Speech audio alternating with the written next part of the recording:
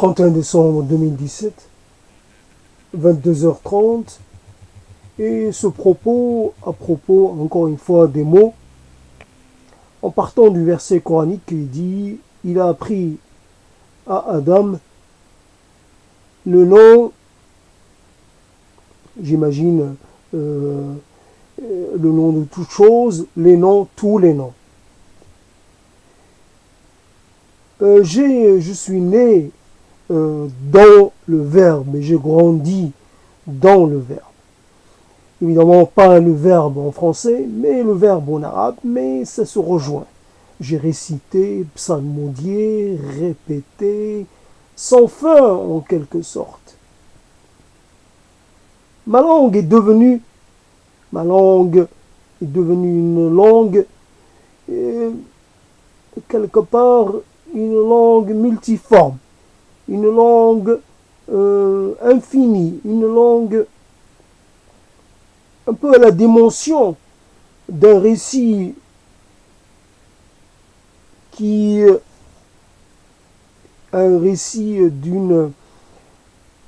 grande variété et d'une grande ampleur. Après, nous sommes dans le temps, nous avançons, et ce qui était pour nous accessible, disponible, peut commencer un peu à manquer. L'exercice d'élocution, l'exercice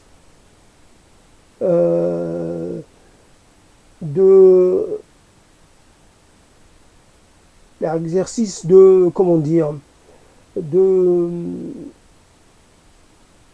non pas de jeu, mais l'exercice consistant à faire les mots, à les vocaliser, et permet de remédier à cette chose qui est inévitable, qui est la perte des mots, la perte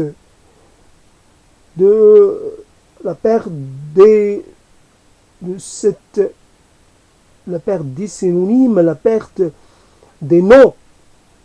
On est avec les mots, puis on meurt quelquefois en perdant les mots. On accumule, on intègre, on assimile, on ingère, et puis quelquefois nous finissons avec peu de mots, avec des mots manquants, avec beaucoup de mots manquants. Ainsi,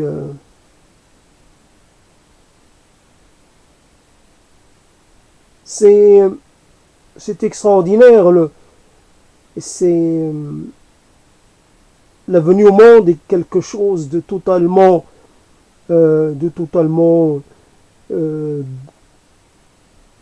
est un événement cosmique, si je puis dire, au regard de ce que nous pouvons vivre dans les temps les temps qu'on commence, les temps de l'absence, qu'on commence les temps de la quittance.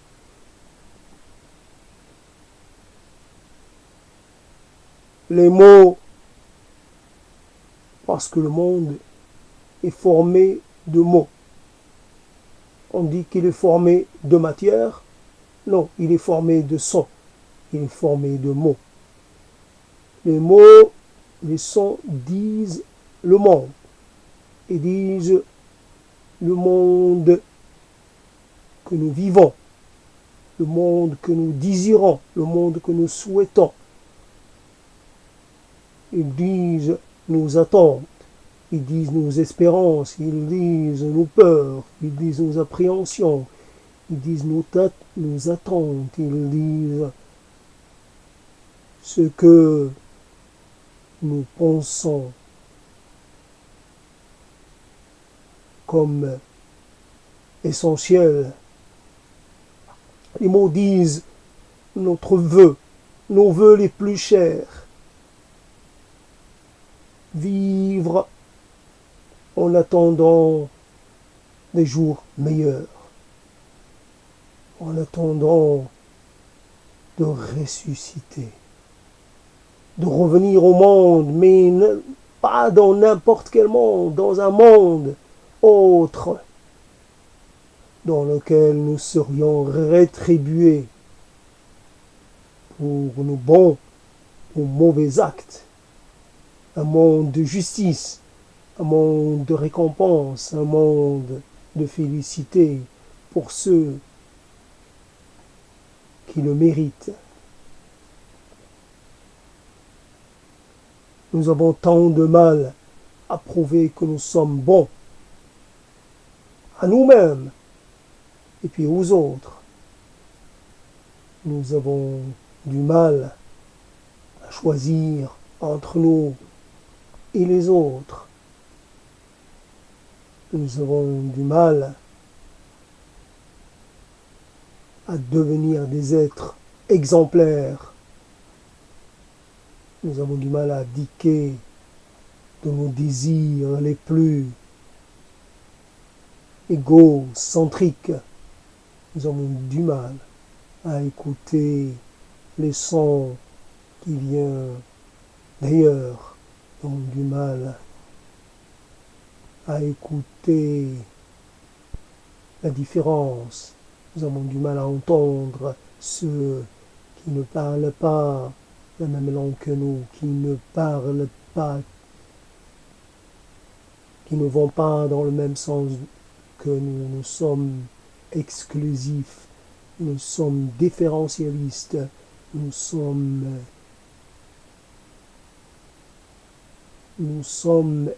excluants, nous nous réservons à nous-mêmes et à ce que nous aimons. Nous sommes dans le repli sur nous-mêmes, sur ce que nous avons, sur ce que nous aimons, sur ce que nous mettons en avant, sur ce que nous considérons comme sacré, comme essentiel, comme primordial.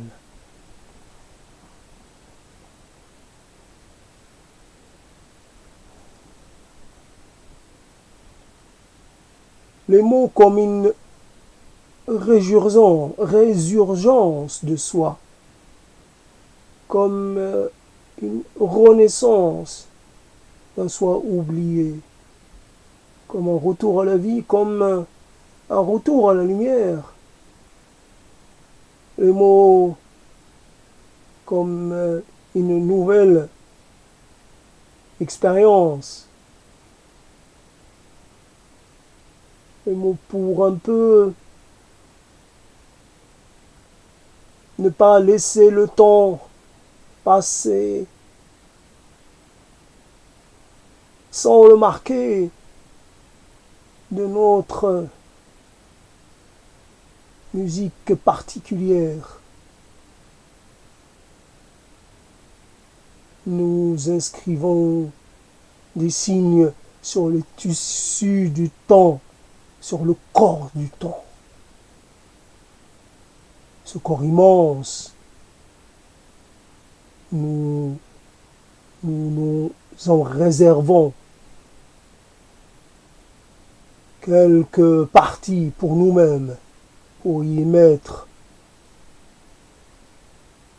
pour y inscrire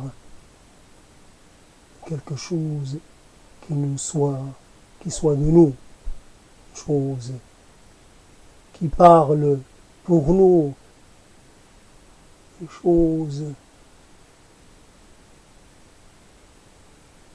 qui fait de nous des êtres de mémoire, de souvenirs.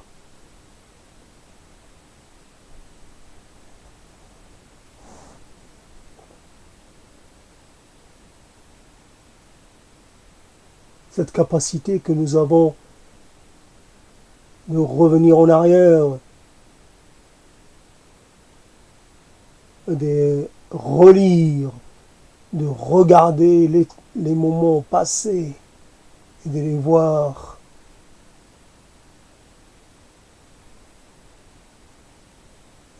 se dérouler de nouveau comme figé sur une pellicule pour l'éternité. Ces moments sont les nôtres. Nous aimerions tant les reprendre, tant recommencer le film de notre vie. Nous aimerions tant pouvoir rectifier, changer, couper ici ou là.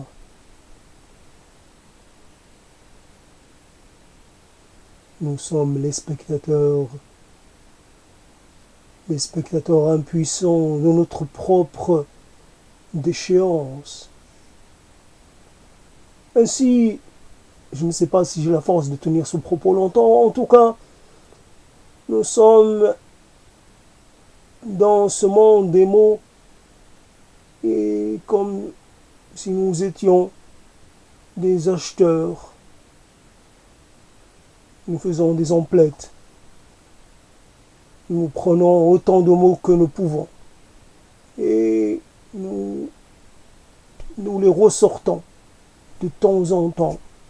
Nous les mettons devant nous, puis nous les essayons. Ce mot-là nous va un peu mieux qu'un autre. Et puis, selon nos humeurs, nous prenons un mot ou un autre. Nous nous vêtissons de mots qui traduisent le mieux notre état intérieur et nos sentiments profonds.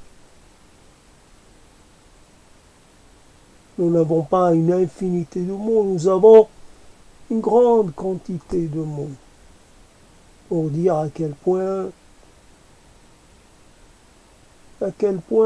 il nous arrive d'être dans un certain sentiment de ne pas savoir, sentiment de ne pas pouvoir se décider,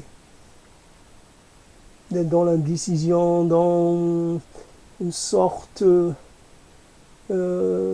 d'incapacité à trancher. Dois-je faire ceci ou cela? Dois-je opter pour ceci ou cela? Si je décide d'accepter d'aller dans un sens, donc je ne vais pas dans l'autre. Et ce choix va impliquer que je renonce à des choses. Nous sommes un peu embêtés par cette idée de devoir renoncer à des choses pour avoir d'autres choses. Nous aimerions être dans une certaine possession de la totalité, de l'intégralité des choses, comme de l'intégralité des mots. Parce que nous avons besoin un peu de la totalité pour pouvoir exprimer notre être dans la pluralité, dans l'infinité de ces registres. Voilà un peu comme ça va être rapide, c'est juste un peu, non pas l'appréhension, l'heure qui avance, il y a une attente en même temps, il y a une appréhension, on va être obligé, le temps qui passe, ça va être comme ça, on va plus marquer 2017, on va devoir indiqué 2018 et 2017, ça va devenir du passé récent, mais du passé tout de même. Et puis 2018, et on va être forcé de nous inscrire dans l'année, quand cette nouvelle année, qu'on le veuille ou pas. Nous sommes devant un fait qui va devenir un fait, on passe de devenir une réalité, quelque chose qui va devenir une référence permanente pendant un certain nombre de jours. Nous n'avons pas une idée sur ce que nous allons devenir, sur ce qu'il va nous arriver. Et cette ignorance, cette incapacité de savoir ou de prévoir nous rend tout de même un peu inquiets, si ce n'est plus. Un peu inquiet, c'est un euphémisme. Nous sommes véritablement inquiets, nous sommes angoissés, nous sommes dans une attente de quelque chose, nous attendons à malheur possible. Nous aimerions le retarder le plus longtemps. Nous sommes assurés de la survenue du malheur, mais nous aimerions le reporter, le retarder le plus possible. En tout cas, à chaque fois. Donc c'est pour dire que si je suis dans les mots, c'est parce que je suis né dedans. Et ce n'est pas une surprise pour moi que de me retrouver de nouveau dans le domaine des mots. L'écrit pour moi n'était qu'une étape, quelque chose d'intermédiaire. Je suis né dans les mots, je reviens vers les mots, je mourrai avec les mots. Cela est acquis. Après, je dis mes mots seul dans mon coin, cela m'importe peu. J'essaie de créer un monde, d'habiter mon monde avec ces mots, de ne pas subir le silence de façon totale, de résister au silence, à l'absence, par ces mots. Et à un moment donné, quand je parle, l'espace n'est pas un espace aussi hostile que d'habitude, aussi vide que d'habitude. Il est habité par ces mots, il vit un peu d'une certaine façon. Il connaît une certaine résonance. Voilà un peu quelques petits trucs dits juste avant que n'arrive l'heure fatidique du passage.